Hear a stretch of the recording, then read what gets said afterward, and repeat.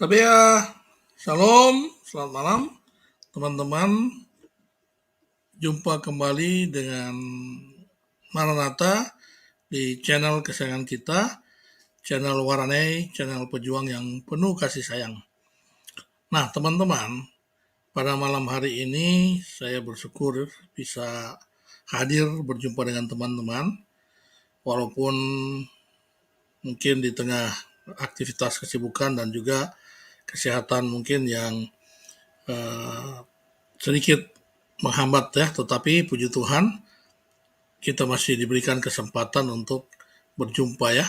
Nah, pada malam hari ini kita akan mengkaji satu topik ya. Topik ini menarik teman-teman. Masih terkait dengan peristiwa Isra Miraj yang beberapa hari yang lalu diperingati oleh saudara-saudara kita muslim ya. Tentunya ada yang bertanya-tanya, kenapa kita selalu membahas kitab-kitab orang muslim ya? Atau bahkan mungkin ada yang tersinggung. Aduh, mungkin karena mereka merasa bahwa kita membukakan kebenaran, mereka merasa bahwa kita melakukan hujatan, padahal yang kita sampaikan adalah kebenaran. Semua berdasarkan dalil-dalil. Bahkan kita hanya mengambil dari Al-Quran sendiri, juga didukung oleh hadis dan tafsir-tafsir. Tetapi ketika mereka tersinggung, mereka marah, mereka melaporkan polisi, polisi mungkin mengatakan, ya tidak perlu kalian harus marah-marah ya, karena kalian sendiri melakukan, kata polisi seperti itu ya. Kok kami melakukan? Nah, kalian lihatlah seperti ini ya. Banyak di channel-channel muslim sendiri yang mana mengutak-atik Alkitab gitu ya. Mereka menerjemahkan ya atau menafsir Alkitab seenak mereka sendiri. Padahal ada cara nafsir yang benar menurut pemahaman teologi ya, dan semua yang memahami Alkitab mudah dipahami Alkitab itu asal mereka dituntun oleh Roh Kudus. Kalau yang mengutak-atik Alkitab tanpa Roh Kudus, mereka tentunya tidak akan memahami. Nah seperti ini, yuk kita bongkar faktanya katanya. Apa benar ada Roh Kudus dalam diri orang Kristen? Ya tentunya mereka mengutak-atik Alkitab untuk membahas tentang Roh Kudus yang diceritakan di Alkitab. Ya, nah itulah.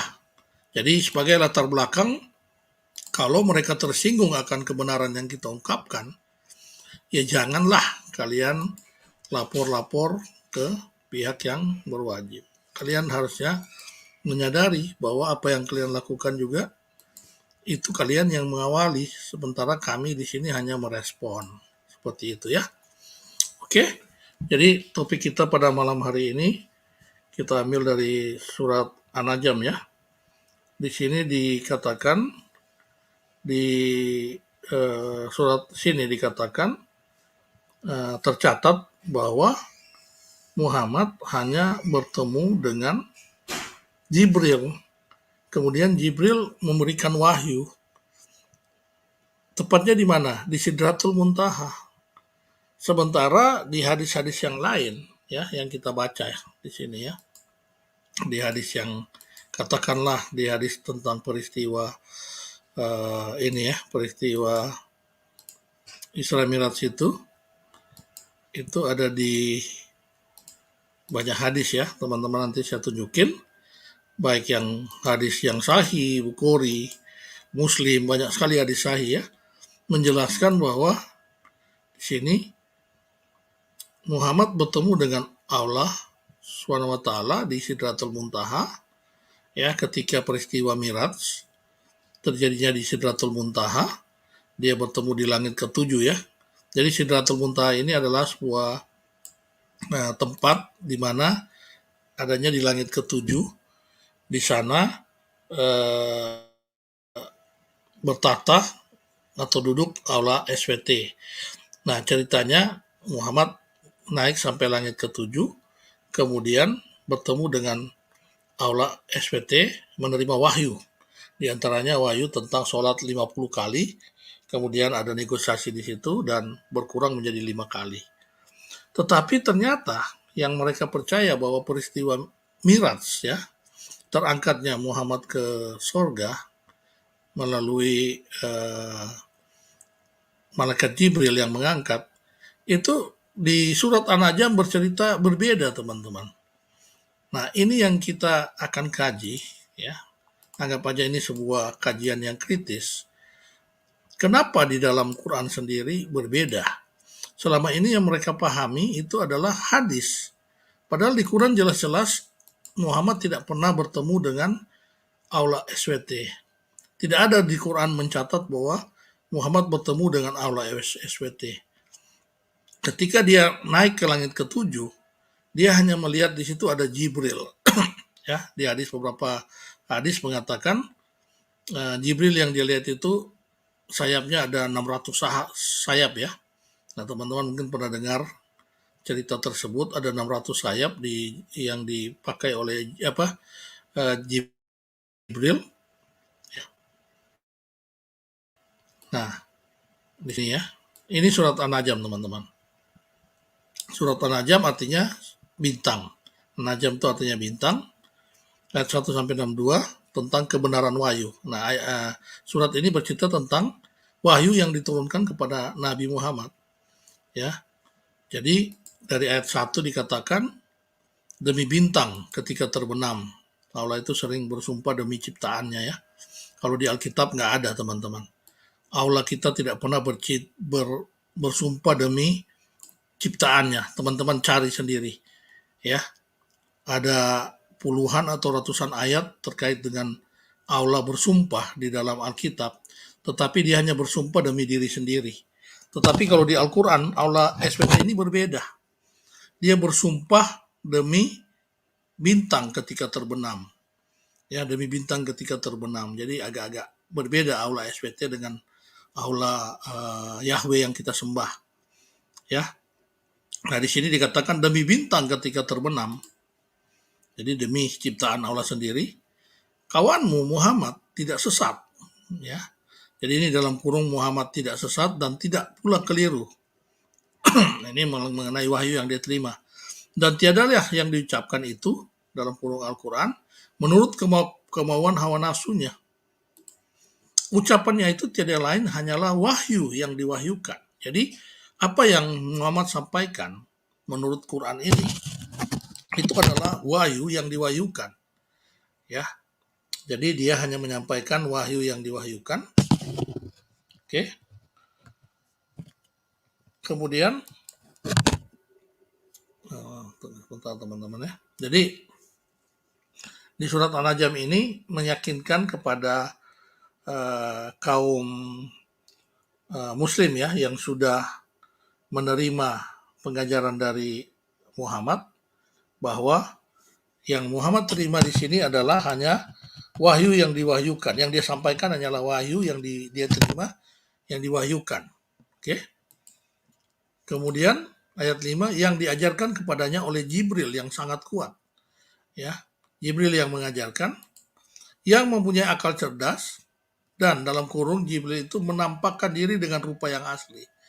Jadi yang bertemu dengan Muhammad itu selalu ketika pewahyuan Jibril ya dalam rupa yang asli. Rupa yang asli itu dalam beberapa pewahyuan riwayat yang lain itu ada 600 sayap. Sedang dia berada di ufuk yang tinggi. Kemudian dia mendekat lalu bertambah dekat lagi. Maka jadilah dia dekat pada Muhammad sejarak 2 ujung busur panah atau lebih dekat lagi.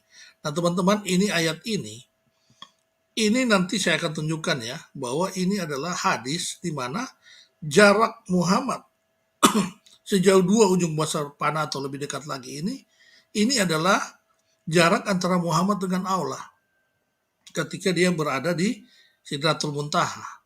Tetapi di dalam surat An-Najm ini ternyata jarak antara Muhammad dengan malaikat ketika malaikat mewahyukan wahyu kepada Muhammad itu berjarak 2 ujung busur panah atau lebih dekat. Paham ya teman-teman?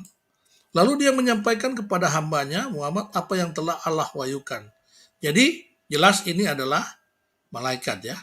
Lalu dia ini Jibril menyampaikan kepada hambanya Muhammad apa yang telah Allah wahyukan. Hatinya tidak mendustakan apa yang telah dilihatnya. Maka apakah kaum musyrik Mekah, ini mereka bertanya kepada kaum, hendak membantah tentang apa yang telah dilihatnya. Dan sesungguhnya Muhammad telah melihat Jibril itu dalam rupa aslinya, itu 600 sayap, pada waktu yang lain, yaitu di Sidratil Muntaha. Jadi ketika di dekatnya ada sorga tempat tinggal, Sidratil Muntaha itu ada sorga tempat tinggal.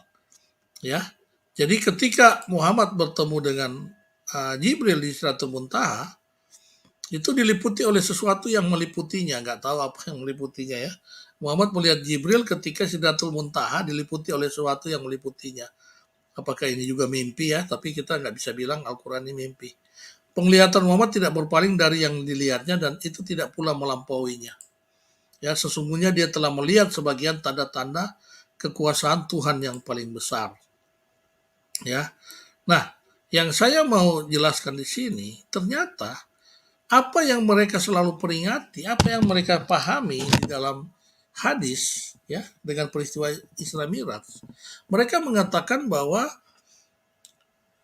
Muhammad bertemu dengan Allah. Kemudian Allah mewahyukan di Sidratul Muntaha. Ya, mari kita lihat ya. Kita lihat ayat kita lihat yang ada di hadis. Oke, sambil menunggu, Shalom, saya menyapa teman-teman, Mbak Lita dan teman-teman lainnya. Pak Helboy. Nah, kita lihat ya di hadis ini. Teman-teman bisa melihat sebenarnya ini adalah kritik teks. Kalau umat muslim rajin mengkaji Al-Qur'annya, mereka tentu akan mengkritik, akan bertanya seperti apa yang kita tanyakan. Ya, jadi yang benar mana gitu. Nah, itu yang namanya kritik teks. Kebenarannya di mana? Sebentar ya, ini masih dalam proses. Saya mau tunjukkan di dalam ini sendiri, di dalam hadis sendiri. Ini ya, saya sampaikan dulu. Ini hadis Sahih Bukhari nomor 6963, firman Allah Ta'ala. Di sini Allah berbicara dengan Musa secara langsung judulnya. Nah, jadi waktu itu Muhammad lagi tidur di Masjidil Haram, kemudian datang 3 laki-laki malaikat membawa Muhammad. Ya, jadi sebenarnya kalau di sini Muhammad itu sudah ketemu dengan Jibril sejak Muhammad masih di dunia, masih di Mekah. Ya, bahkan dia bedah, dioperasi di dekat Sungai Zamzam. Ya, nah di sini ceritanya dia dibawa ke langit. Kemudian di langit 1 ketemu dengan malaikat penjaga, ditanya bla bla bla, akhirnya dia sampai di langit ke-7. Ya. Langit kedua sama juga, langit ketiga, akhirnya dia sampai ke langit ke-7. Oke. Nah, kemudian lantas Musa yang berada di langit ke-7 berkata, "Wahai Rab, setauku akan ada orang yang tak ada orang yang lebih tinggikan." Nah, itu cerita Musa komplain kepada Allah, kok rupanya ada nabi lain yang lebih tinggi daripada Musa katanya. Kemudian dari langit ke-7, di atas langit ke-7, Jibril membawanya naik di atas kesemuanya, yang tidak satupun yang tahu selain Allah, hingga tiba di Sidratil Muntaha. Paham ya teman-teman ya? Jadi dia tiba di Sidratil Muntaha. Kalau tadi kan Sidratil Muntaha itu di surat An-Najm kan ada ya, di surga tadi ya. Berarti benar, dia di surga, di Sidratul Muntaha. Kemudian Jibril mendekati Allah. Al-Jabar, Rabb pemilik kemuliaan. Nabi terus mendekat hingga jarak antara keduanya sebatas 2 busur panah atau lebih dekat lagi. Dan Allah memberinya wahyu. Yang diantaranya wahyu Allah mewajibkan tentang sholat 50 kali. Saya bacakan kembali ya teman-teman. Jadi ketika Muhammad dibawa oleh Jibril ke langit 7, bertemu dengan Musa, kemudian Jibril membawa lagi dia di atas langit ketujuh. Nama lokasinya itu Sidratil Muntaha. Ya, di Sidratil Muntaha mereka bertemu dengan Allah. Ya, kemudian tadi dijelaskan ketika dia bertemu dengan Allah, dia berjarak 2 busur panah. Nah ini ya, Jibril mendekati Allah, Al-Jabbar, Rabb pemilik kemuliaan. Nabi terus mendekat hingga jarak antara keduanya sebatas 2 busur panah atau lebih dekat lagi. Dan Allah memberinya wahyu yang diantara wahyunya adalah mewajibkan 50 surat 50 kali ini. Nah, sementara yang kita baca di surat An-Najm tadi, ya, ternyata yang Jibril ketemu surat An-Najm ini ya teman-teman ya. Surat An-Najm tadi yang Jibril ketemu di ayat 9 di Sidratil Muntaha itu surat An-Najm. Nah, di ayat 9 maka dari ayat 8 ya. Di ayat 8 kemudian dia mendekat, lalu bertambah dekat lagi. Sama ya kalimat tadi. Muhammad mendekat, lalu bertambah dekat lagi. Maka jadilah dia dekat pada Muhammad sejarak 2 ujung busur panah atau lebih dekat lagi. Tetapi di sini ceritanya Jibril. Lalu dia menyampaikan kepada hambanya apa yang telah Allah wahyukan. Paham ya? Jadi ini adalah kontradiksi yang sangat parah teman-teman. Di mana semua muslim percaya dengan adanya peristiwa Isra Mi'raj ini itu adalah pertemuan antara Nabi dengan Allah di Sidratul Muntaha. Ya. Bahkan jarak Muhammad dengan Allah tadi itu berjarak 2 busur panah. Bahkan lebih dekat lagi. Ternyata jadilah dia dekat dengan jarak 2 ujung panah atau lebih dekat lagi. Ternyata kalau kita lihat di hadis lain, ya, itu ternyata pertemuan di hadis, bukan hadis lain, di semua hadis, yang berjarak 2 busur panah itu adalah jarak antara Allah dengan Muhammad. Tetapi di surat An-Najm, jarak antara Allah dengan malaikat Jibril. Kemudian kalau di hadis ketika berjarak dekat itu Allah memberikan wahyu kepada Nabi Muhammad. Di surat An-Najm ketika berjarak 2 busur panah atau lebih dekat ini, itu adalah Jibril yang memberikan wahyu. Ya, jadi terlihat jelas ketidaksinkronan ya antara keyakinan umat muslim selama ini melalui peristiwa Isra Mi'raj bahwa Muhammad bertemu dengan Allah secara langsung dengan adanya di surat An-Najm ini bahwa Muhammad tidak pernah bertemu dengan Allah. Di sana dia bertemu dengan Jibril di Sidratul Muntaha. Ya. Nah, tentunya mungkin umat muslim mau komplain kepada saya. Biasa kan mereka ngeles begitu ya. Seperti saya pernah bahas di video sebelumnya. Kamu tidak tahu mengenai asbabun nusul. Kamu tidak tahu mengenai syaraf, ya, belokah, tidak tahu asbabul wurud. Kamu tidak tahu bahasa Arab, ya, sehingga kamu menerjemahkan seperti itu. Oke, saya mau menantang di sini. Ya, saya mau menantang supaya saya juga tidak berbicara satu pihak.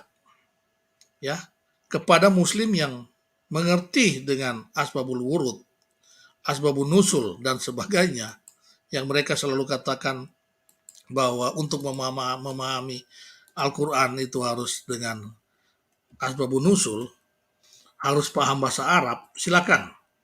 Bagi yang paham, saya bagikan link saya di sini. Kita diskusi. Kalian yakinkan kepada kami melalui saya bahwa yang ada di dalam surat An-Najm ini adalah pertemuan sama seperti yang ada di hadis. Selama ini yang kalian yakini bahwa Muhammad bertemu dengan Allah sejarak 2 busur panah, bahkan lebih dekat lagi, dan memberikan wahyu kepada Muhammad ketika Muhammad naik ke Sidratul Muntaha, sorga di mana tempat tinggal, ada tempat tinggal. Oke, silakan kalau seandainya ada yang bisa berdiskusi dengan saya. Shalom, Pak Ibnu Katem. Selamat malam ya, Pak Ibnu Katem bisa masuk Pak. Saya bagi tadi link sebenarnya untuk Muslim, tapi Pak Ibnu Katem ada mungkin bisa kita ini ya saling bantu-bantu untuk meyakinkan kepada Muslim. Saya mengundang mereka untuk meyakinkan juga kepada kami bahwa apa yang tertulis di dalam An-Najm ini tidak ada kontradiksi dengan yang tertulis di dalam hadis. Karena mereka selalu mengatakan, oh kalian tidak paham. Ya, mereka kan ngeles begitu. Kalian tidak tahu asbabun nusulnya. Ya, yang tahu asbabun nusulnya itu, yang tahu bahasa Arabnya itu adalah tafsir para penafsir. Oke, kita baca para penafsir ya. Ini sambil menunggu kita baca para penafsir. Apa para penafsir katakan? Jarak antara Muhammad dengan Jibril di sini ya. Kita fair ya. Kita fair membaca penafsir di sini karena mereka selalu ngeles begitu. Oh, kamu nggak tahu bahasa Arab. Yang kamu baca itu terjemahan kan gitu. Ya. Sambil kita menunggu ini ada masalah ya. Oh, kalian tidak tahu kok. Kalian tahunya itu terjemahan aja. Nah, ini nggak bisa ya. Tafsirnya tidak keluar ya. Atau nanti saya bisa tunjukkan juga nanti dari asbabun nusul ya. Asbabun nusulnya juga bisa nanti kita tunjukkan nanti. Oke, kalau ada Muslim yang ada di sini, kita berdiskusi ya. Ini ada Pak Bulus. Salam, selamat malam Pak Bulus. Salam Pak Emen, selamat malam. Bisa Bisik dengar ya. Pak Bulus? Ini bahasa apa Pak Emen? Salam. Mana ya? Bahasa yang mana nih Pak Emen? Saya bermasalah ya. Saya malah tidak terdengar sebentar. Halo Pak Emen. Pak Jo. Salam, selamat malam Pak Jo. Halo. Ini sepertinya problemnya dari saya ya. Saya malah tidak terdengar ya. Halo Pak Jo, dengar saya gak Pak Jo? Dengar kok. Teman-teman di sini bisa terdengar, malah saya yang tidak terdengar sebentar. Oh, Pak Emen yang dengar kita. Ya. Kita kan dengar. Pak Emennya sekarang dengar enggak? Oke. Saya kira saya masalah. Oh iya, sebentar ya, sambil kita ini ya, ini speakernya yang malah problem ya.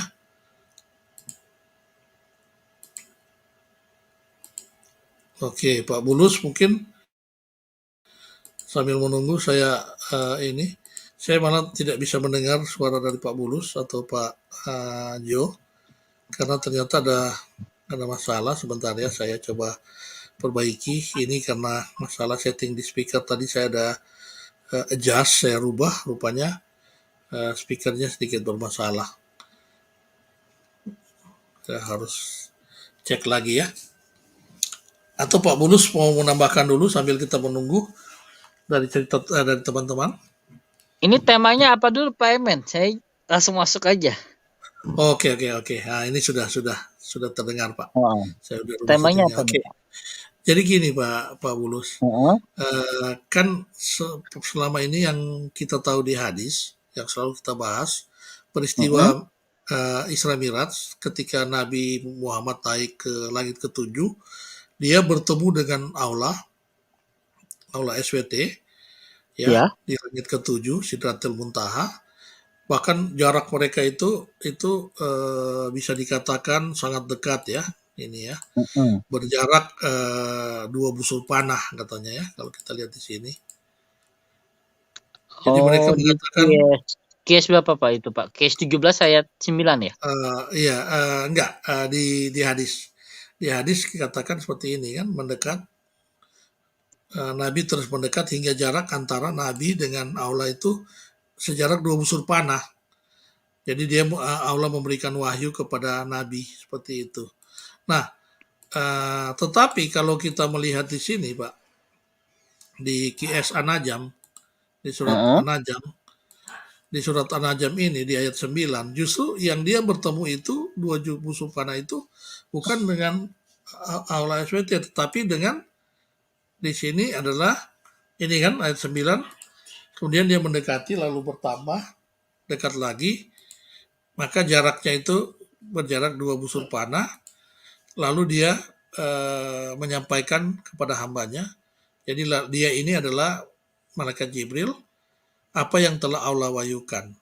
Nah, antara An-Najm dengan Qiyas An-Najm dengan apa namanya? Dengan hadis tadi itu terjadi kontradiksi. Yang mereka percaya itu adalah antara Nabi dengan Allah. Terdengar Pak Bulus? Jelas Pak, dengar Pak. Jelas. Saya baca dulu ya Pak. Iya. Pak Jo aja dulu sambil Bapak baca, saya baca dengan Pak Jo. Pak Jo, selamat malam. Pak Jo, Muslim. Ya, selamat malam. Ya, Pak Jo, Muslim apa Kristen, Pak? Saya Kristen lah, Pak. Oh, Kristen ya, Pak Jo ya. Iya, gak apa-apa. Ya, kita nanti diskusi. Cuman saya tadi mengajak Muslim untuk buktikan kepada kita bahwa apa yang mereka pahami sekarang, yang ada di An-Najm itu adalah pertemuan antara Muhammad dengan Allah, seperti yang mereka pahami dalam peristiwa Isra Mi'raj itu. Bukan Muhammad dengan malaikat Jibril gitu. Itu Pak Jo, ada komen Pak mengenai ini sebelum nanti kita tunggu Muslim masuk, silakan Pak. Ya, kalau menurut saya peristiwa Isra Mi'raj ini yang ke langit ketujuh ya, perjalanan ke langit ketujuh, bertemu dengan katanya dengan Allah. Tapi yang jadi pertanyaan kan, katanya Allah bukan makhluk kan, suaranya nggak bisa didengar katanya, apalagi dilihat. Ini kenapa manusia bisa melihat dan mendengar suaranya? Ini kan sudah kontrasepsi lagi. Baru katanya Allah itu nggak bertempat, nggak punya tempat. Kalau dia punya tempat menempati ciptaannya, katanya nggak bisa. Jadi gimana ini? Jadi serba kontrasepsi kalau menurut saya gitu ya. Apalagi pun isi Isra Mi'raj ini kan pertanyaan apa namanya? Dia menawar sholat gitu, menawar sholat yang awalnya 50 jadi 5. Ini pun lucu juga kalau menurut saya. Cobalah, ngapain coba tawar-tawar sholat sama Tuhan gitu? Emangnya Tuhan nggak bisa menetapkan standar kalau manusia ini sanggupnya segini? Masa perlu bantuan Musa dulu kan? Kan 3 orang itu bertanya turun, gitu, naik turun gitu. Si Muhammadnya terakhir sama Musa gitu nawarkan sholat gitu kan, lucu ini dari 50 jadi 5. Kalau kita kan Pak, cerita ini memang udah aneh gitu ya. Tapi ya kalau bagi mereka ini suatu kebenaran ya bingung juga gitu. Karena sudah banyak yang meragukan kisah Isra Mi'raj ini. Banyak itu ulama mereka pun yang di Indonesia ini, bahkan di Arab, ulama Arab pun ada juga. Sama ini cerita itu tembok Zulkarnain itu pun sudah banyak meragukan tembok Zulkarnain. Sampai sekarang nggak ada tuh tembok itu. Kalau ada tuh tembok pasti banyak itu botut atau pemulung yang ngambil itu kan, lumayan besi itu Pak. Ya kan? Itu aja Pak dari saya Pak. Iya benar Pak. Tembok itu kan tembaganya mahal Pak. Apalagi tembaganya tingginya itu kan setinggi gunung Pak. Cor-coran tembaganya setinggi gunung. Dari tanah sampai setinggi gunung itu wah luar biasa. Tapi sayangnya nggak pernah ketemu tembaga yang kayak gitu. Terus yang Bapak bilang ya memang nggak sesuai ya, banyak sekali kontrasepsi ya, kontrasepsi itu istilah kontradiksi teman-teman, yang biasa dipakai di RAK. Jadi terjadi kontradiksi yang banyak sekali. Nah itulah makanya kenapa saya angkat ini, karena orang Muslim oke lah, mereka mengatakan seperti Pak Dhani katakan, dia sendiri sudah tidak percaya dengan hadis, atau mereka banyak meragukan hadis. Ya walaupun dari para ulama sudah mengatakan ini hadis sahih. Tapi Dhani bilang, oh itu kalau bertentangan dengan Quran, sudah tidak dianggap lagi. Oke, kita melihat di sini ada pertentangan dengan Quran. Ya. Nah, kebetulan Quran tidak pernah mengatakan ketika Muhammad ya di surat An-Najm ini ada di langit ketujuh, yakni di Sidratul Muntaha, tempat sorga, di mana ada sorga tempat tinggal, itu dia hanya bertemu dengan Jibril. Jarak antara dia dengan Jibril itu hanya sejarak 2 busur panah. Kalau kita membandingkan dengan hadis yang tadi yang sudah tidak lagi dipercaya sama orang, ya itu kan mimpi. Jibril itu bukan cuma jarak 2 busur panah lagi. Dia udah bersama-sama, ya. Jibril yang membawa Muhammad, bahkan dia yang membedah Muhammad, membelah isi dada Muhammad, ya. Itu bukan berjarak 2 busur panah, udah saling bersentuhan. Jadi kontradiksi sangat parah, sehingga hadis tadi mengenai hadis mimpi itu dibuang.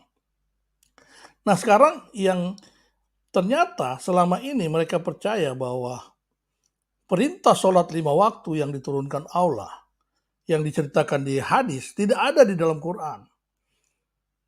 Ternyata di dalam An-Najm, dia hanya bertemu dengan Jibril, dia tidak pernah bertemu dengan Allah.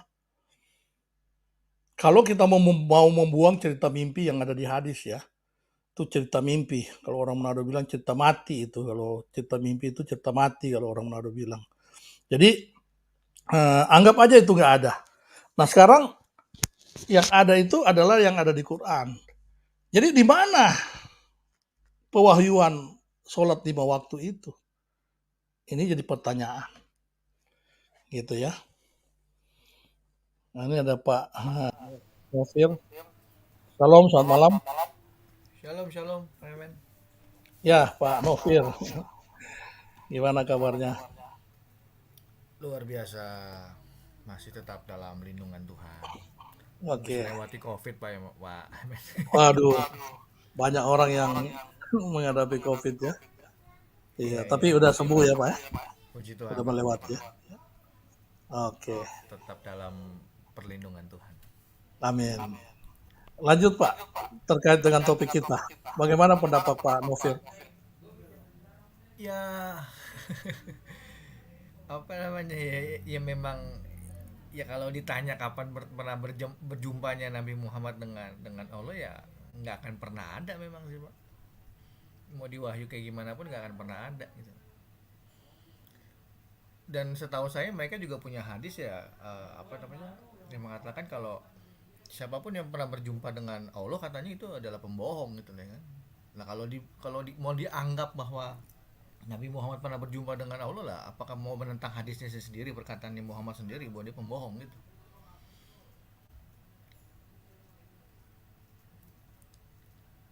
Oke lanjut deh Pak Emen, tampil nyari-nyari apa nih ya, inspirasi kali ya. Iya, tapi mereka akan berkelit Pak Novir. Selalu Pak, yang selalu. yang dimaksud dengan bertemu dengan Allah secara langsung itu di bumi. Makanya nggak ada orang yang bertemu, karena Allah nggak pernah datang ke bumi untuk langsung bertemu dengan manusia. Jadi menurut mereka kalau Muhammad bertemu dengan Allah itu hanya terjadi di sorga, bukan di bumi. Nah, jadi yang dimaksud bertemu dengan Allah tadi itu adalah ketika ada di bumi. Nah itu mereka kan ngeliat seperti itu. Iya masalahnya Pak Emen, mereka itu kan bilang gini, kalau Allah menempati ciptaannya itu nggak bisa Pak, gitu. Jadi gimana lagi tuh? Di surga dia katanya, cobalah tanya Pak sama mereka, di mana Allah? Mana ada yang bisa jawab? Nggak akan berani. Karena menurut mereka Tuhan ini nggak boleh masuk ciptaannya gitu. Itu Pak bingung juga kan? Tapi di ayat 1 ini Allah bersumpah demi ciptaannya, demi bintang ketika terbenam. Kalau kita cari di Yang Alkitab, nggak pernah Allah mau bersumpah demi ciptaannya. Justru di ya Alkitab itu, itu semua Allah itu bersumpah demi namanya, ya bersumpah masalahnya demi Pak, demi Allah sendiri, bukan demi Pak, ciptaan. Pak Emen, kita Ya, kita kan nggak tahu itu siapa yang ngomong Pak. Demi bintang ini kita nggak tahu siapa yang ngomong. nah itu. Artinya Masa kita, Tuhan bilangnya demi bintang aku gini-gini, kayak manusia aja dong. iya Ya dong, kan pasti ini kan ciptaannya. ya Kenapa pasti dia ada bersumpah demi ini oknum ciptaannya? yang lebih lebih lebih kecil dari bintang itu loh. Betul, dengan sendirinya. Karena dia kalau dia tidak menepati sumpahnya ini, ya jelas dia akan diasap oleh ciptaannya, kan gitu. Makanya agak aneh kalau dia bersumpah demi ciptaannya, karena dia lebih kecil dari ciptaannya. Makanya mereka punya keyakinan ini serba serba tidak ini ya, tidak konsisten. Mereka mengatakan bahwa Allah tidak mungkin sama seperti ciptaannya. Tetapi Allah bersumpah demi seperti itu. Di Alkitab teman-teman cari deh, nggak pernah Allah kita bersumpah demi ciptaannya. Selalu dia bersumpah demi namanya. Seperti itu ya. Nah kembali ke topik lagi bahwa saya mengundang ada ahli-ahli yang katanya fasih berbahasa Arab, paham dengan bahasa Arab. Kemudian mereka juga mengaku hanya orang yang memahami balakah, memahami syaraf, ya, memahami asbabun nuzul, asbabul wurud, ya, memahami semua kitab-kitab para ulama, itu yang baru bisa menafsirkan. Kita di sini tidak dalam rangka menafsirkan ya teman-teman ya, tidak ada kita menafsirkan, tetapi ini jelas. Di sini jelas-jelas mengatakan bahwa Allah tidak bertemu dengan Muhammad. Muhammad hanya bertemu dengan Jibril ketika ada di Sidratul Muntaha. Jarak antara Jibril dengan Muhammad bahkan hanya sejarak 2 busur panah. Ya, seperti itu. Jadi klaim mereka terkait dengan Allah mewahyukan sholat 5 waktu kepada Muhammad ketika Muhammad bertemu langsung dengan Allah, itu secara otomatis dibantah oleh surat An-Najm ini, bahwa dia tidak pernah bertemu dengan Allah, dia hanya bertemu dengan Jibril yang jaraknya sejarak 2 busur panah, seperti itu. Nah, di mana Al-Quran mengisahkan bahwa Muhammad bertemu dengan Allah, SWT, di sorga, di Sidratul Muntaha. Silakan para ulama-ulama yang paham dengan bahasa Arab, yang paham dengan asbabun nusul, asbabul wurud, mari kita berdiskusi di sini. Kalian yakinkan kepada kita, ya, yakinkan kepada para pengikutnya, ya. Pengikut kalian kita pernah katakan bahwa telah terprank selama 15 abad gara-gara hadis, ya, hadis terkait dengan Isra Miraj ini, bahwa dia ternyata nggak pernah naik ke sorga, ya, menggunakan burak. Ternyata itu hanya mimpi selama 15 abad yang kalian yakini. Kasihan kan kalau terprank makin lama. Makanya itu juga tugas kita untuk membuka, ya, membuka kebenaran di sini. Terlebih kita mengingatkan kepada saudara-saudara kita, jangan lagi mau terprank. Biarlah orang-orang itu aja yang terprank 15 abad. Kalau ada orang Kristen lagi yang terprank meninggalkan kekristenannya, mengikuti ajaran yang mimpi seperti ini, ya itu namanya bodoh tolol tingkat kuadrat, tingkat ribuan itu, bukan tingkat ratusan, bukan tingkat 2, ya, super tololnya itu namanya. Ya, jangan ada lagi para umat Kristen yang sudah memiliki keselamatan yang sudah memiliki kebenaran mau disesatkan oleh ajaran-ajaran seperti ini. Itu, seperti itu. Oke, silakan. Siapa ulama yang memiliki kapabilitas yang selalu ngeles orang muslim, katanya hanya mereka yang paham bahasa Arab, paham asbabun nusul, paham asbabul wurud, paham mengenai kitab-kitab yang ditulis para ulama yang bisa menjelaskan tentang Al-Quran. Kita disuruh bertanya kepada mereka, jangan kalian menafsirkan. Jadi sekali lagi saya katakan, kita tidak pernah menafsirkan. Kita di sini dalam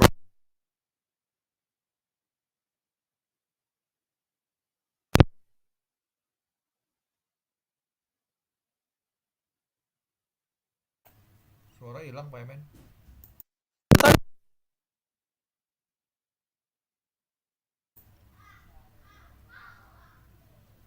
Pak Emen suaranya hilang.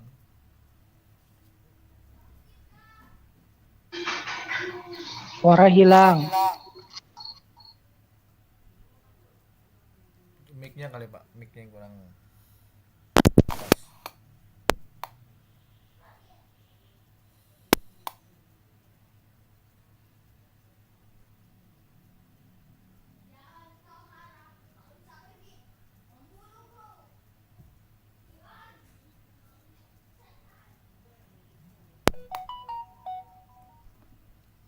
suara.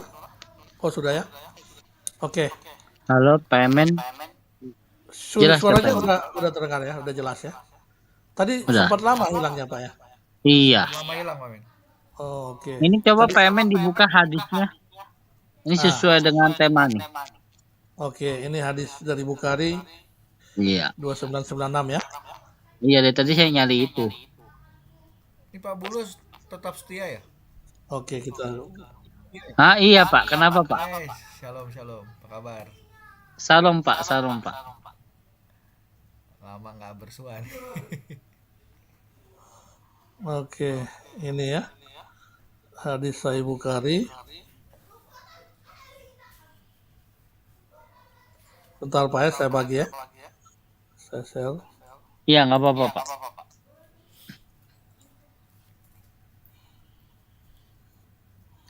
Sorry tadi ya, sempat hilang suaranya ini. 2996. Ini Pak ya, sudah nampak? Iya Pak. Oke, permulaan penciptaan makhluk. Ini ada. Oke. Bisa Pak dijelaskan. Mana Pak? Sorry Pak, sebentar ya. Kenapa muka saya Pak? Enggak, saya mau ini Pak Novir. Saya ini ya, suaranya saya ini. Mute Halo? dulu. Ya lanjut Iya. Pak Emen. Ya, telah menceritakan kepada kami. Kedengaran nggak suara saya? Jelas Pak Emen. Telah menceritakan kepada kami Muhammad bin Yusuf. Coding to coding. Langsung ke matanya. Bagaimana maksud tentang firman Allah Ta'ala di QS An-Najm ayat 10. Oh iya, betul. Ini terkait dengan topik kita. Iya. Ya, di mana dijelaskan di situ bahwa di ayat 10 di mana nih? Ayat 8 sampai 10 Pak. Itu ayat 8 sampai 10 ketutup aja itu. Ayat 8 sampai 10 ya. Iya, itu bahasa Arabnya. Oh iya, ayat 8 sampai 10.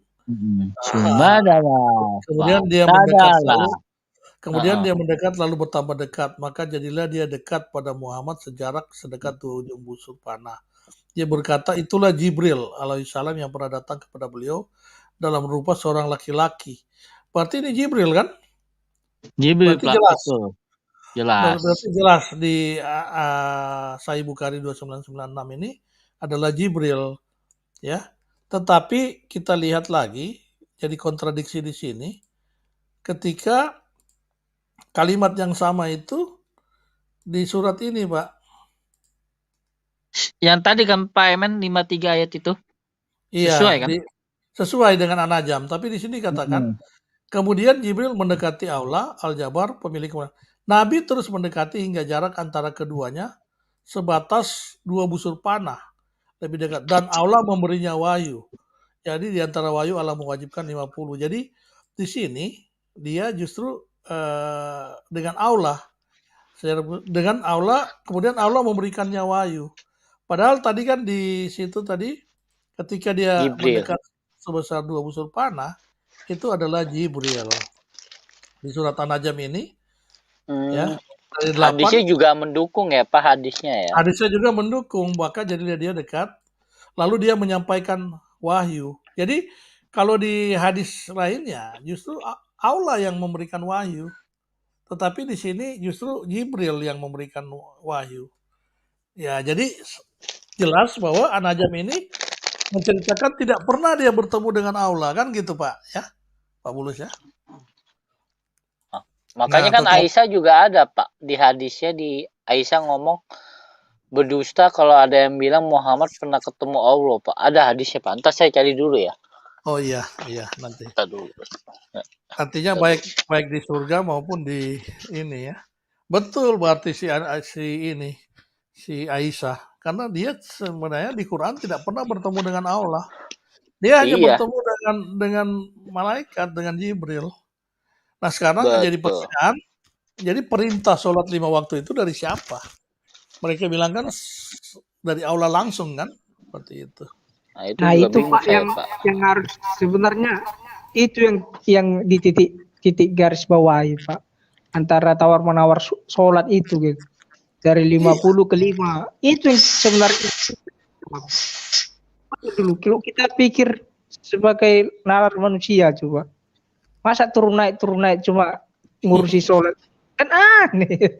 Apalagi saran dari Musa dia kan, saran Rupanya dari Musa itu dari Jibril sendiri, nggak dari Allah. Kalau lihat di An-Najm nggak ada dia ketemu dengan Allah. Ketika dia berjarak 2 busur panah, Jibril langsung mengeluarkan wahyu. Coba saya lihat tafsirnya dulu Pak Emen itu. Saya harus pakai tafsirnya. Kita Iya harus kan? pakai tafsir juga, betul. Iya. Kalau perlu dengan asbabun nuzulnya juga. Itu nggak ada sebabun nuzul Pak Emen, saya udah lihat. Oh, udah nggak ada ya? Nggak ada Emang nggak ada asbabun dia. nuzulnya. Berarti Itu tafsir hadisnya ini. tadi Pak Emen. Oh, itu tadi hadis yang saya bilang berdusta kata Aisyah loh. Itu dibuka dulu Pak Emen, nggak apa-apa. Oh, oke. Ini ya kita Terus buka saya kirim ya. itu. Iya, wah Pak TS ini cepat kali kalau cari hadis. Oke. Kamu baca dulu. Iya, silakan Pak Emen. Kita ini ya. Pak Bulus ini pakar hadis kayaknya nih Pak ya. Pakar cari lebih cepat dia cari hadis daripada orang-orang Islam. Sebentar. Luar biasa. Ini Pak, sudah ada Pak. Hadis 259 ya. Iya, Yang Sahih tadi Muslim. Pak Novir bilang Sahih Muslim nomor 259. Maka firman Allah, sesungguhnya Muhammad telah melihat Jibril dalam rupa asli pada waktu yang lain. Nah itu kan berarti yang sama lagi kan? sama dengan Iya, An-Najm sama kan? lagi. An-Najm ya. Oke. Ini mencerdaskan umat Muslim kita nih sebenarnya, untuk menjelaskan bahwa mereka apa yang mereka pahami sekarang salah, dan telah menceritakan kepada kami Zuhair bin Harb according to coding, maka dia berkata, wahai Abu Aisyah, dalam kurung masruk, ada 3 perkara, barang siapa yang memperbincangkan salah satu darinya, berarti dia telah melakukan pembohongan, ya, terprank yang amat besar terhadap Allah. Aku bertanya, apakah 3 perkara itu? Aisyah menjawab, pertama, barang siapa mengklaim bahwa Muhammad melihat Tuhannya, maka sungguh dia telah membesarkan kebohongan terhadap Allah. Aku yang duduk bersandar dari tadi, maka aku mulai duduk dengan baik, lalu aku berkata, wahai Ummul Mukminin, berilah aku tempo dan jangan kamu membuatku terburu-buru dengan kata-kataku ini. Bukankah Allah telah berfirman, dan sesungguhnya Muhammad telah melihat Jibril itu dalam rupanya pada waktu yang lain. Ya, itu di An-Najm ya. Di At-Takwir juga 23 rupanya ada Pak. Dan firman iya, Allah, itu jam 13 juga ada tuh. telah melihat dia dalam bentuk rupa yang asli, sekali lagi An-Najm 13. Maka Aisyah menjawab, aku adalah orang yang pertama bertanya kepada Rasulullah mengenai perkara ini dari kalangan umat. Beliau telah menjawab dengan bersabda, yang dimaksud dia dalam ayat ini adalah Jibril. Ini topik kita ini, betul Pak. Jadi yang dia ketemu itu Jibril, bukan Allah. Aku tidak pernah melihat Jibril dalam bentuk aslinya kecuali 2 kali saja, yaitu semasa dia turun dari langit dalam keadaan yang terlalu besar sehingga memenuhi antara langit dan bumi. Cuma 2 kali dia ketemu. Kemudian Aisyah berkata lagi, apakah kamu tidak pernah mendengar bahwa Allah, dia tidak pernah melihat, dia tidak dapat dilihat oleh penglihatan mata, sedangkan dia dapat dilihat dari pengetahuan hakikat. Dia bersifat Qiyas Al-An'am 103. Atau apakah kamu tidak pernah mendengar firman Allah, dan tidak layak bagi seorang manusia bahwa Allah mengajak berbicara kecuali dengan wahyu atau balik dinding. Jadi nggak ada manusia bertemu dengan Allah, ya. Sesungguhnya Allah Maha Tinggi lagi di Asura 51.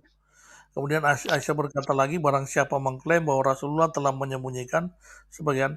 Jadi yang pertama itu ya, ada 3 perkara, itu adalah pembohong besar, kena prank ya, pembohong besar kena prank kalau orang percaya bahwa ketika di sini ya, di hadis ini menceritakan jelas topik kita yang kita sedang bahas, ada 3 perkara di mana orang dikatakan pembohong besar adalah apabila mengatakan bahwa ketika Muhammad ini ya, 3 perkara besar, mengklaim bahwa Muhammad telah melihat Tuhannya. Yang dia lihat pada saat itu sebenarnya bukan Allah, tetapi Jibril. Muhammad telah melihat Jibril, jadi bukan melihat Allah. Ya, jadi jelas sekali sama seperti dengan topik pembicaraan kita. Topik diskusi kita pada malam hari ini diperkuat dengan hadis ini. Terima kasih Pak Bulus ya. Oke, Pak Bulus Pak. ini luar biasa nih.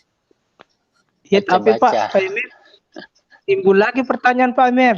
Pak Emen, Ya, jadi peristiwa tawar-menawar sholat itu real atau enggak? Itu siapa itu?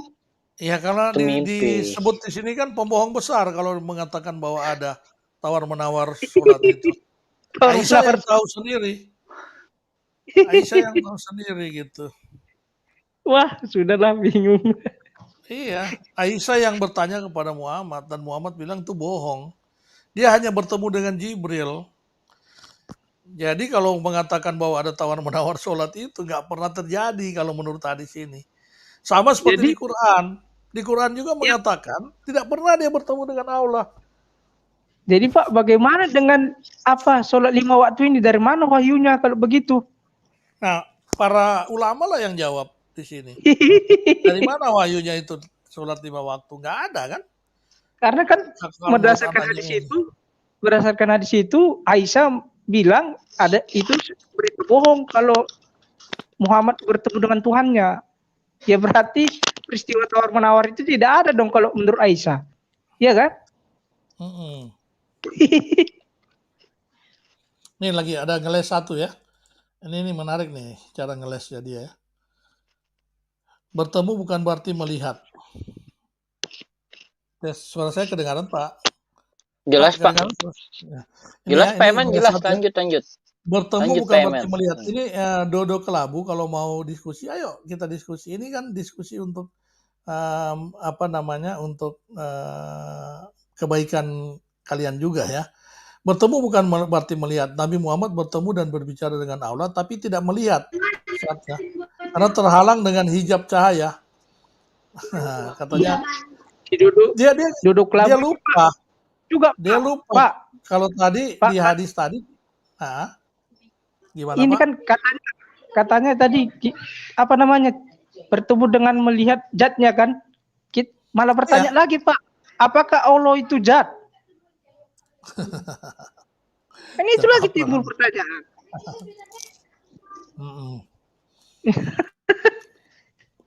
Zat apa Kalau ya, bisa Pak? Allah jawab, kalau Zat bisa apa, Allah Pak? jawab, Bingung, Pak. Kalau di hadis tadi yang mereka percaya selama ini, katanya berjarak 2 busur panah, bahkan lebih dekat lagi. Nggak ada dibilang dilingkupi dengan hijab cahaya. Tafsir mana yang mengatakan dilingkupi dengan hijab cahaya Dodo Kelabu ini? Terlalu jelas ya.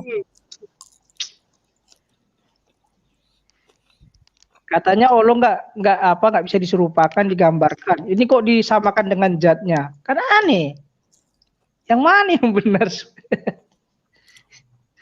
Pak, konsisten ajarannya Pak. Lah, kan di QS 2 ayat 106 ya kalau nggak salah ya. Mm-mm. Kan Allah suka mengganti-ganti ayat, Pak Emen. Bisa ganti ayatnya dengan yang lebih baik. Iya. Kalau nggak salah. 106 atau 108 saya lupa itu. Iya, bisa. Dengan cara dia melupakan ingatan semua Mm-mm. orang katanya. Oh iya, 106 betul. Berarti tingkatan kita bisa dihilang, Pak. Hati-hati juga Dia kita, bisa, Pak. bisa nanti ingatannya dihilangkan oleh Allah, baru dia turunkan nanti ininya ayat yang baru. Gantinya. Jadi dihapus kayak memorinya itu kayak di hard disk itu dihapus semua, ya, baru diinstal baru lagi seperti itu. Nah ini selalu kan mereka ngeles gini, kalian bicara halal tanpa ilmu, kalian harus tahu asbabun nusulnya, harus tahu asbabul wurudnya, harus paham bahasa Arab, baloka, paham syarafnya, wudufnya. Kalian juga harus tahu apa namanya, apa asbabul wurud hadis. Kalian harus baca semua kitab ulama baru kalian menyimpulkan. Sini kita tidak menyimpulkan, tidak menafsirkan. Di sini kita Oke. hanya bertanya. Bahkan kita Apakah mendukung. Pertanyaan kita didukung dengan dalil-dalil yang ada di Al-Quran dan bahkan di hadis sendiri. Sekarang iya, yang jago dengan yang punya ilmu, saya tantang di sini. Silakan masuk. Dudus Air Kudus juga silakan Dudus Air Kudus. Datang di sini. Saya kasih kesempatan kamu untuk menjelaskan. Kalau kamu punya ilmu atau siapapun ulama yang punya ilmu, mari kita berdiskusi.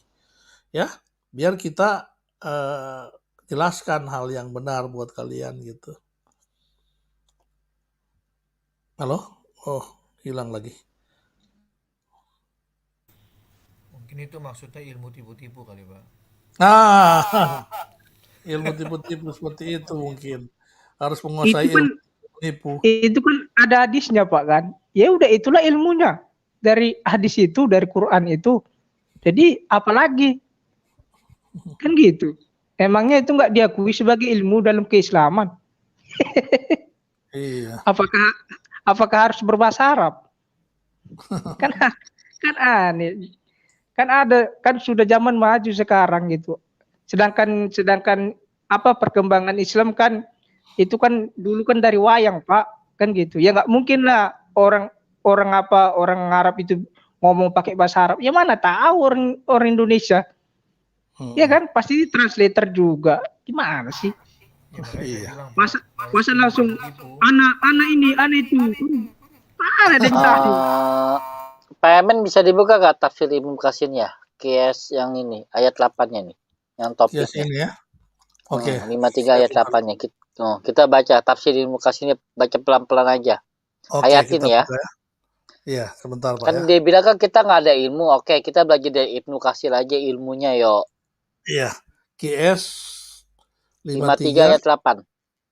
53 Topik ayat yang topik. 8. Risalah ya Pak ya. Risalah ya. Risalah nggak boleh. Quran hadis juga boleh, mana sama sih. Risalah biasa kita pakai ya. Ya udah. Kalau risalah lambat pakai Quran hadis aja Pak Emen. Nanti saya kasih lah linknya. Oh iya. Boleh Pak. Bisa gak risalah? Risalah bisa keluar. Enggak ya udah. Ayat 8 Pak ya. Iya ya. Risalah. Ini saya ada lagi buka Pak ya. Lalu Muslim selalu ngeles bahwa kita ini nggak paham dengan bahasa Arab, ya, tata bahasa Arabnya, grammarnya, kan gitu.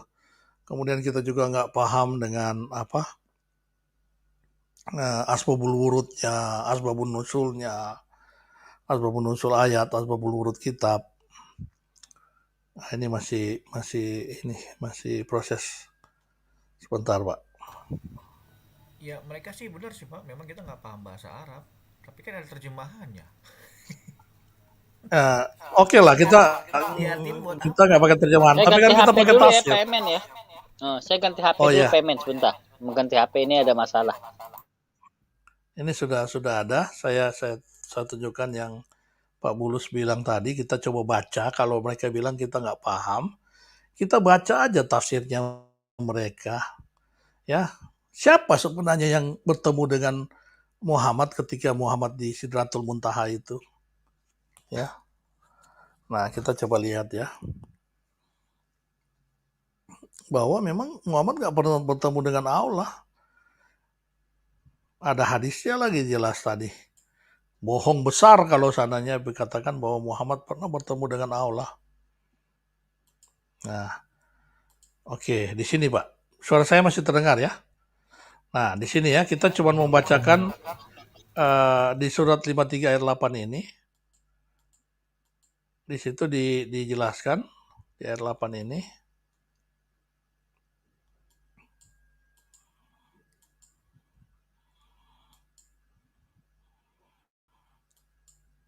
Nah, ayatnya dulu ya, kita baca ayatnya. Kemudian dia mendekat lalu bertambah dekat. Oh, di sini nggak dijelaskan mendekat sejauh 2 busur panah. Kalau di Di ayat 9 Pak ada Pak. di ayat Itu 9 apa? betul di ayat 8, sorry. Berarti ini betul. Kemudian dia mendekat pada Muhammad lalu bertambah dekat. Sekarang pertanyaan siapa dia itu? Kita baca di ini ya. Kita baca kembali di ternyata asbabun nuzulnya nggak ada. Tafsir Ibnu Katsir, penulis asbabun nuzul terbanyak. Oke. Firman Allah SWT, sedangkan dia berada di ufuk yang tinggi, di An-Najm sebelumnya ayat 7, yang ini Jibril bertengger di ufuk yang tinggi. Menurut Ikrimah dan lain yang bukan hanya seorang. Ikrimah mengatakan bahwa ufuk dan cakrawala yang tertinggi adalah tempat yang datang dari cahaya subuh. Mujahid mengatakan tempat terbit matahari. Qatada mengatakan tempat yang darinya siang datang. Hal yang sama dikatakan oleh Ibnu Zaid dan lainnya. Ibnu Abu Hatim mengatakan telah menceritakan kepada kami, bla bla bla, telah menceritakan kepada kami, according to coding, ini hadis. Ya, yang tiada diragukan lagi, ia menerimanya dari Ibnu Mas'ud bahwa Rasulullah tidak melihat rupa asli malaikat Jibril kecuali sebanyak 2 kali. Pertama, ketika rupa asli pertama saat Nabi menutup kepada beliau, maka ternyata rupa asli Jibril alaihissalam menutupi semua cakrawala. Dan kedua kali saat beliau naik bersamanya. Hal ini yang disebut oleh firman-Nya di surat An-Najm ayat 53. Dia berada di ufuk yang tinggi. Jadi dia cuma bertemu dengan Jibril 2 kali. Ya. Pertama dia bertemu di menutupi semua cakrawala, dan yang kedua adalah ketika dia melihat bersama dengan Jibril berada di ufuk yang tinggi di An-Najm 7. Jadi di Sidratul Muntaha inilah Muhammad bertemu dengan Jibril. Ibnu Jarir sehubungan dengan ayat ini mengemukakan suatu pendapat yang tidak pernah dikatakan oleh seorang pun selain dia. Yang kesimpulannya menyebutkan bahwa malaikat yang sangat kuat lagi mempunyai akal yang cerdas ini, dia bersama-sama dengan Nabi Muhammad bertengger di ufuk cakrawala bersama-sama, yaitu dalam malam Isra. Demikian bunyi teks pendapat Ibnu Jarir, tetapi tiada seorang ulama pun yang setuju.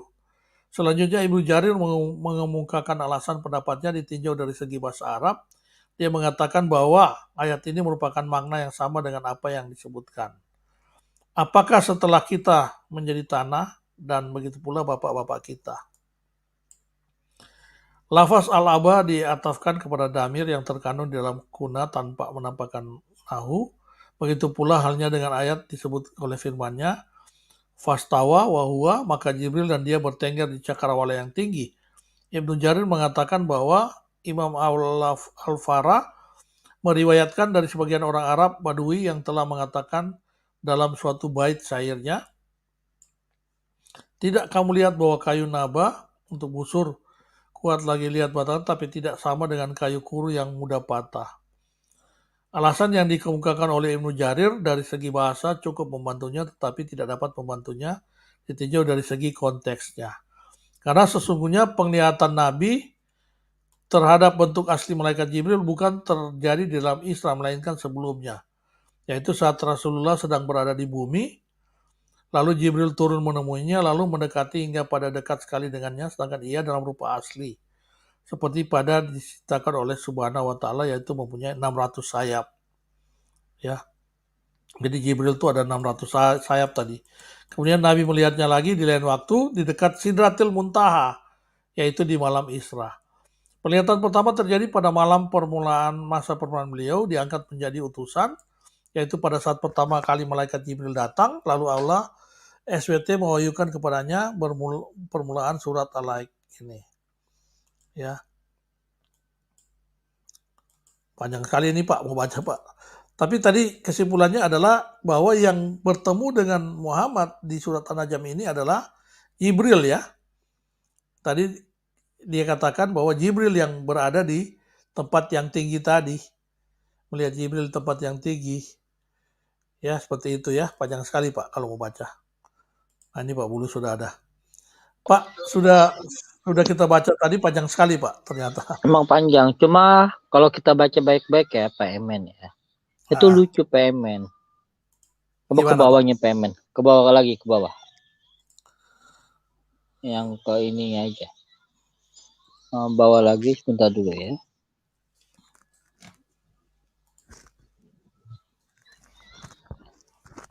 Ini nih, bentar dulu tadi Pak Emen yang tadi. Mana tadi itu? Bentar dulu ya.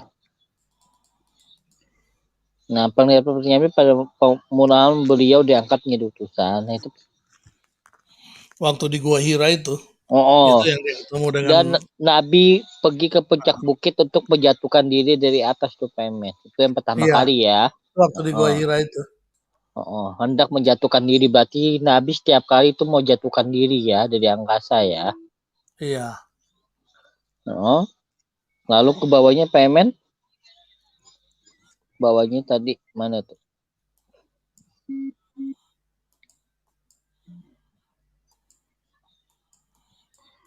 Bla bla bla. Ketika aku sudah duduk, tiba-tiba Jibril datang dan mencorek punggungku, maka aku berdiri dan menuju ke sebuah pohon yang padanya terdapat sesuatu seperti 2 buah sarang burung. Maka Jibril duduk pada salah satunya dan aku duduk pada yang lainnya. Lalu pohon itu meninggi dan menjulang ke langit hingga menutupi kedua itu. Bla bla bla. Bla bla bla bla. Satunya lagi Pemen, ke bawahnya coba.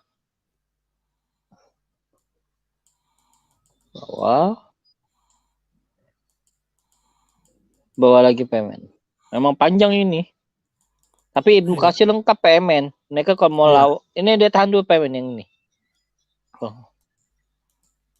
Ini coba dari atas itu Pemen. Imam Ahmad mengatakan kepada kami Yahya bin Ibnu Adam, kepada kami Abu Bakar Ibnu Yasaid, dari Idris Ibnu Munadi, dari Wat Ibnu Hadibi, dari Ibnu Abbas mengatakan Nabi pernah meminta kepada Jibril apa tuh Pemen agar menampakkan rupa aslinya kepada beliau. Maka Jibril berkata, berdoalah kepada Allah. Maka Nabi berdoa memohon hal tersebut kepada Allah. Lalu kelihatan oleh Nabi bayangan hitam dari arah timur.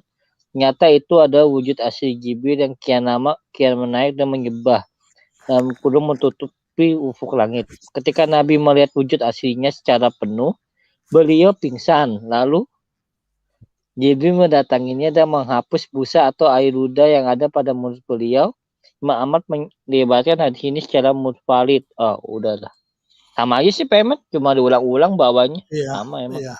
Menurut pendapat-pendapat yang saling menguatkan bahwa memang yang bertemu dengan Muhammad di Sidratul Muntaha itu ya Jibril gitu ya dalam topik kita kali ini. Jadi kalau mereka mengatakan bahwa kita nggak paham, ya bagaimana kita nggak paham? Ini jelas-jelas kita sudah tunjukkan hadisnya dari Aisyah, kita sudah tunjukin tafsir dari Ibnu Katsir. Masa kita nggak paham lagi? Terus selama ini umat muslim pahamnya bagaimana dong kalau nggak dengan membaca seperti ini? Apakah cuma mendengar dari khotbah ininya para ulama aja? Kalau tidak membaca ini seperti itu. Ya. Antara ulama punya pendapat yang banyak berbeda-beda kan? Seperti itu. Emangnya muslim diajarin tafsir ya Pak Emen ya?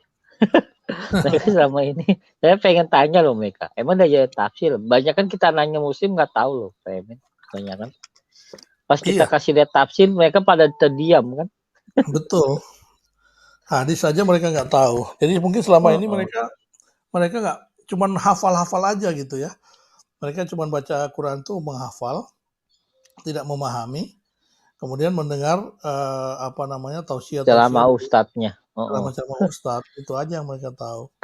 Tapi ketika mereka dibukakan seperti ini, mereka nggak paham. Kita yang membukakan dibilang kita nggak ngerti. Terus siapa yang mengerti? Ya sinilah. masuklah. Masuk di sini, saya udah bagikan ini. Ternyata dari kemarin nggak ada ulama yang berani. Cuman Pak Pak Dani aja yang berani. Sama siapa tuh yang Islam itu? Islam. Islam itu dia tukang itu Ngeles. lucu itu orang. Iya, tukang ngeles. Seperti itu. Ibnu Katsir aja dia lawan. Dia mau buku asli, saya juga ada buku aslinya Ibnu Katsir, sama aja sama yang di internet, nggak beda jauh, sama isinya. Tanya Budep aja saya kasih yang Ibnu Katsir aslinya, ada bukunya, dia tahu sama ternyata. Dibaca Ibnu Gimana? Katsir, si Islam baca tafsir Ibnu Katsir, tapi beda dengan yang ada ditampilin di online. Suruh Malah Ibnu tunjukin Kalam, Pak.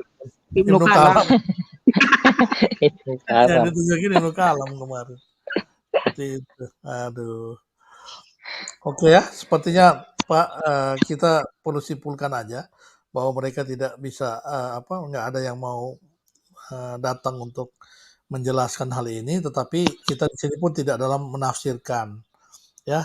Kita hanya menunjukkan apa yang ada di dalam Al-Quran di surat An-Najm, ya, dan tadi di tafsir-tafsir bahwa jelas di hadis juga jelas bahwa Nabi Muhammad itu tidak pernah bertemu dengan Allah, ya, baik ketika dia melakukan Isra Miraj itu di Sidratul Muntaha, dia tidak pernah sekalipun bertemu dengan Allah, ya. Karena ada dia bertemu dengan Allah itu hanya di hadis. Tetapi di hadis yang lain mengatakan bahwa itu bertentangan, bahwa bohong kalau seandainya dikatakan ada orang mengatakan bahwa dia bertemu dengan Allah tadi, ya. Nah, itu kesimpulannya. Pak Jo, ada yang mau ditambahkan Pak sebelum kita closing?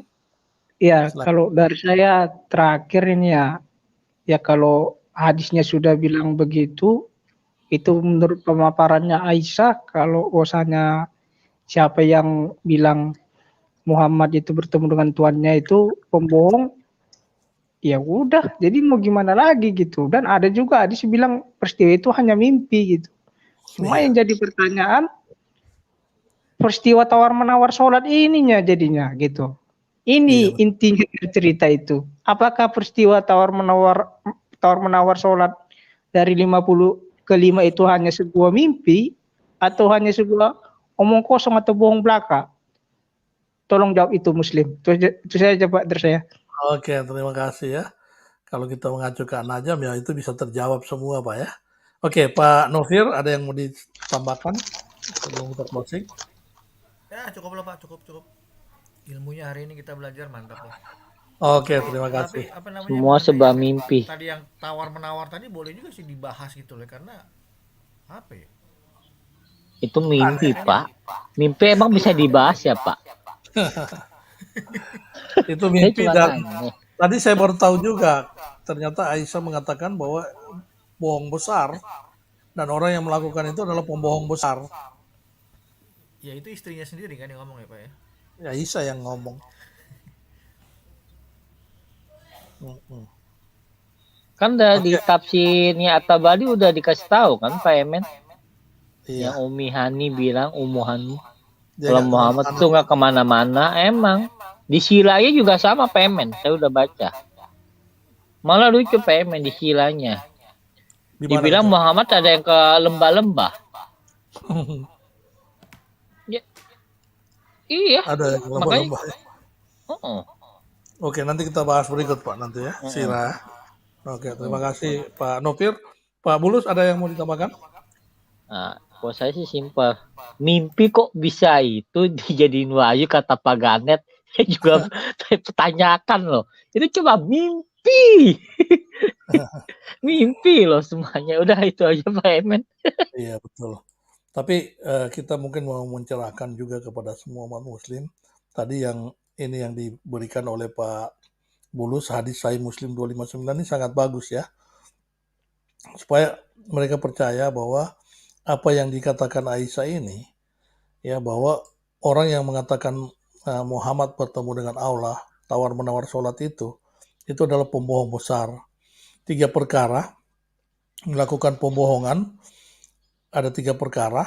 Yang pertama, barang siapa mengklaim bahwa Muhammad melihat Tuhannya, maka sungguh dia telah membesarkan kebohongannya, pembohong besar terhadap Allah. Jadi, kalau orang mengatakan bahwa Muhammad bertemu dengan Tuhannya, dengan Allah, di Sidratil Muntaha, ketika Allah mewahyukan sholat 50 kali, kemudian tawar-menawar sampai menjadi sholat 5 waktu, itu adalah sebuah kebohongan besar menurut hadis ini. Ya, jadi jangan pernah lagi percaya akan kebohongan seperti itu. Terima kasih Pak Bulus yang sudah membukakan ayat ini sesuai dengan topik kita ya, bahwa di surat An-Najm menjelaskan sama sekali Muhammad tidak bertemu dengan Allah. Di Sidratul Muntaha yang dia bertemu berjarak sejauh 2 busur panah, An-Najm 9, bahkan lebih dekat lagi, itu adalah Jibril. Ya, diperkuat dengan hadis 259 Sahih Muslim ini yang merupakan periwayatan dari Aisyah bahwa dia tidak bertemu dengan Allah. Yang dia bertemu adalah Jibril. Oke, itu saja ya, Pak, yang kita ingin cerahkan kepada umat muslim. Sekali Iya, lagi terima kasih teman-teman. Satu yang saya selalu ingatkan, jangan lagi ada kawan-kawan kita, saudara-saudara kita yang mau tertipu lagi, mau dibohongi, karena Aisyah sudah mengatakan itu adalah kebohongan besar. Tetapi biarlah mereka yang sudah dibohongi selama 15 abad itu terus dibohongi, tapi umat Kristen jangan lagi ada yang meninggalkan kebenaran yang sudah dimiliki, meninggalkan keselamatan yang dia sudah punya hanya karena mau dibohongi. Ya, itu namanya bodoh tolol tingkat kuadrat itu namanya. Jangan lagi meninggalkan keselamatan, kebenaran yang kita miliki hanya dengan iming-iming, ya, oh pacarnya cantik atau ganteng, atau mungkin jabatan, atau mungkin dikasih Indomie dan sebagainya. Jangan mau lagi ya. Nanti kalian tertipu, akhirnya pada akhir nanti kalian kehilangan keselamatan yang kalian miliki. Oke, itu saja yang saya ingin sampaikan. Semoga ini bisa bermanfaat bagi kita semua. Terima kasih Pak Jo, Pak Novir, dan Pak Bulus. Teman-teman yang ada di live chat semua. Terima kasih semua para pemirsa. Tuhan menyertai kita semua. Salam, salam kebajikan. Haleluya. Amin. Shalom. salam.